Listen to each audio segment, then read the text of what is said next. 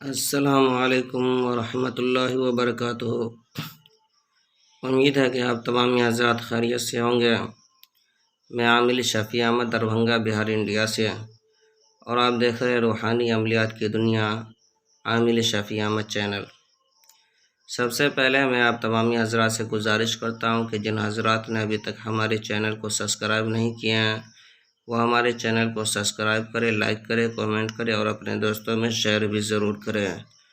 نئے آنے والے ساتھی سے بھی گزارش کرتا ہوں کہ وہ ہمارے چینل کو سبسکرائب کریں۔ آج ہم آپ سے بات کرنے والے ہیں ہر مصیبت پریشانی کے عالم میں کون سا عمل کرنی چاہیے۔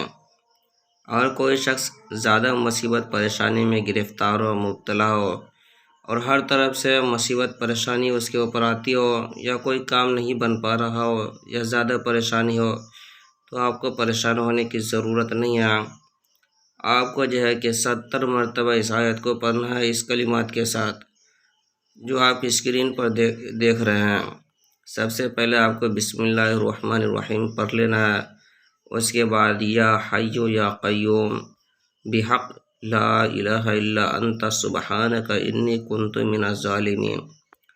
یہ آیت جو ہے کہ 17 پارہ کی آیت ہے اور آیت نمبر 87 ہے، سورہ انبیاء کی یہ آیت ہے۔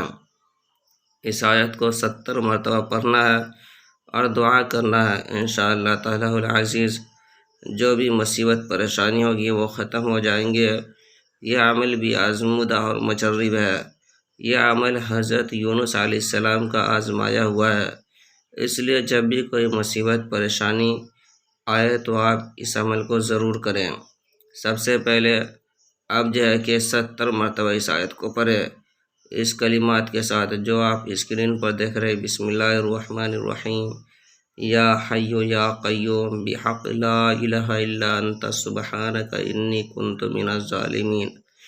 اس آیت کو 70 مرتبہ پڑھ کر کے دعا کریں۔ انشاءاللہ تعالی العزیز آپ کی مصیبت پریشانی ختم ہو جائے گی، جو بھی رکاوٹیں ہوگی وہ بھی ختم ہو جائے گی۔ آیت نمبر 87 ہے، پارہ 17 سورہ انبیاء کی یہ آیت ہے۔